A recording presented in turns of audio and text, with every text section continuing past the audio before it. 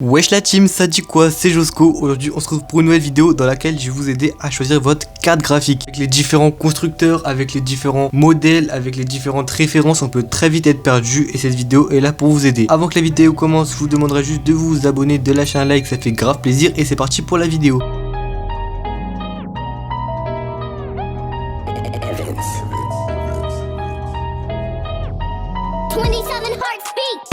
Alors avant toute chose, il faut que vous sachiez qu'il y a deux grandes marques sur le marché en termes de cartes graphiques, c'est Nvidia et AMD. Nvidia, c'est une marque qui a pendant longtemps dominé grâce à ses cartes graphiques vraiment très performantes telles que la GTX 1080, la 1080 Ti, la 2080 et la 1080 Ti et bien sûr la meilleure carte graphique, la Titan, GTX ou RTX d'ailleurs. À côté de ça, on a AMD qui pendant 10 ans a eu une mauvaise réputation à cause de leur carte graphique qui surchauffait, qui consommait trop ou alors qui fonctionnait carrément plus. Mais AMD a su corriger ces erreurs pour nous proposer des cartes graphiques beaucoup plus performantes et pour pouvoir prendre une grosse partie du marché de leur côté. Avant, franchement, Nvidia dominait beaucoup le marché. Entre Nvidia et AMD, le choix était vite fait. On préférait toujours aller chez Nvidia. Mais il faut savoir qu'aujourd'hui, en 2020, on a le choix et que AMD ont vraiment repris du niveau. Il y a quelques années, avec la 1070, la 1070 Ti, la 1080, la 1080 Ti, plus leur carte RTX, il n'y avait quasiment pas de concurrence de chez AMD. Mais AMD a su revenir comme il se doit avec leur gamme RX. Ils ont tout d'abord sorti la RX 570, 580, 590, puis la RX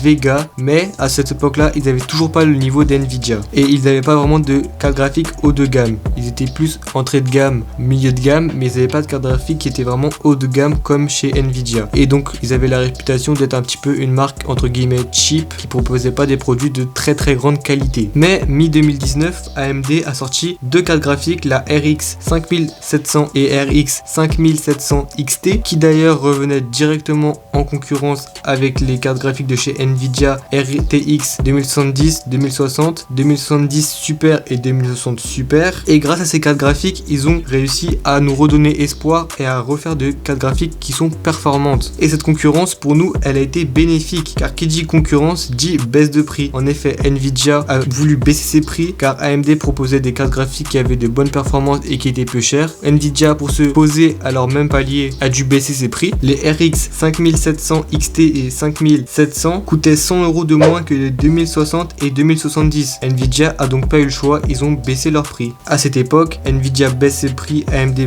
garde les mêmes prix et donc on se retrouve avec deux types de cartes graphiques de chez AMD et Nvidia qui sont au même prix pour les mêmes performances. Mais Nvidia avait toujours un avantage, c'est sa notoriété, car Nvidia a toujours été connu pour faire de bonnes cartes graphiques alors qu'AMD avait une mauvaise réputation avant. Donc c'est à dire que Nvidia était toujours un petit peu au-dessus. À ce moment-là, AMD a su faire les bons choix, c'est-à-dire AMD au dernier moment a baissé ses prix et comme c'était trop tard pour Nvidia pour baisser ses prix, AMD ont repris leur avantage car ils ont proposé des cartes graphiques qui étaient de même niveau, de même performance, mais AMD avait un prix plus bas que Nvidia. Et en plus, cette année, AMD va sortir les RX 5800 et 5900 XT qui seront directement en concurrence avec les 2080 Super et les 2080 Ti. En résumé, les RX 5700 de chez AMD sont en concurrence avec les RTX 2060 et 2060 Super de chez Nvidia et les RX 5700 XT sont en concurrence directe avec les 2070 et 2070 Super de chez Nvidia. Mais au final, je vous ai dit que je vous aiderais, mais là je vous présente juste deux marques, mais je vous aide pas vraiment. Alors au final, faut-il prendre du Nvidia ou du AMD?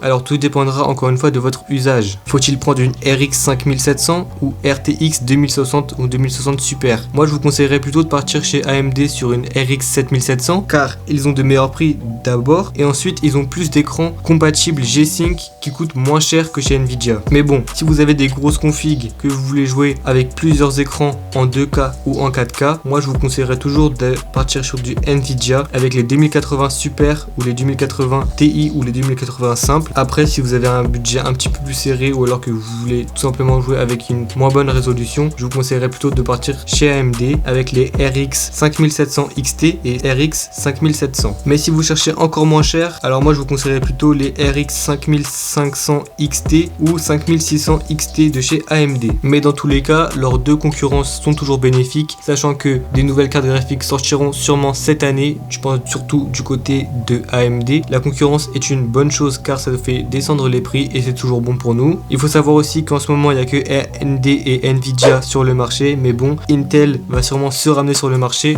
d'ici très peu de temps. J'espère vous avoir aidé dans votre choix de carte graphique. Si vous avez des questions, posez-les en commentaire, ce sera un plaisir de vous répondre. Et c'était tout pour cette vidéo, j'espère beaucoup vous avoir aidé. Si c'est le cas, abonnement et like, vous connaissez déjà, et à plus.